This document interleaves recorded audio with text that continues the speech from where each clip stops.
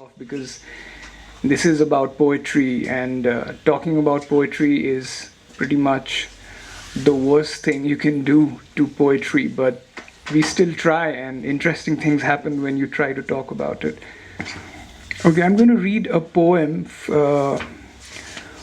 where the book gets its title from. This is called Elegy Written on a Clock Face with No Hands. Returning from the city late one winter night, the taxi I was in hit a stray dog crossing the highway. In my drunken haze, I felt the car shrug at the impact, and behind a primal yelping that grew fainter as the taxi decelerated to a halt. When I stepped out, I saw the edge of the bumper had blown apart, and the driver started walking back to the site without a word. He returned with a green metal cutout, holding it like a meteor fragment, one of his shoulders drooping a little with the weight of it. From where I stood, under the row of street lights and the fog, I thought he was carrying the limp corpse of the dog by the neck fold. Earlier that evening, in a party, I'd met a man in mourning. His son of 18 had killed himself a year ago while he was in another country, possibly cheating on his wife.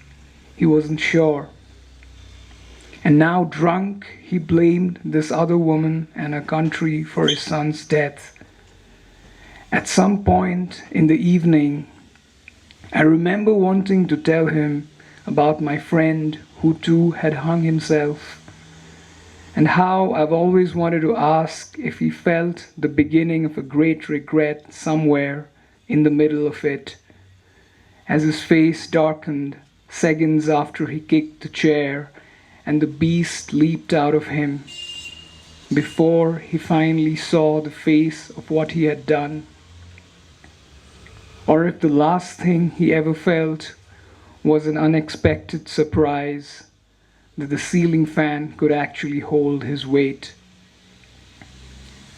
Instead, I told the man how death begins as a little rabid wolf perched on the threshold one day, hurt and shivering and drooling at the mouth. Outside, it is always raining in the dark, and the ones like us have to keep making up parables for all the dead we cannot account for.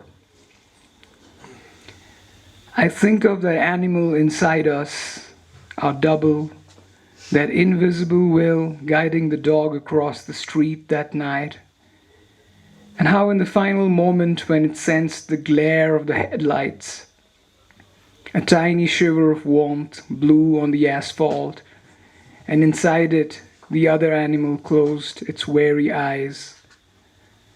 In the slow startle as the bumper smashed its ribs, it heard its own cry and heard the other voice inside it too, the brief howl that sounded so strange, so unlike its own.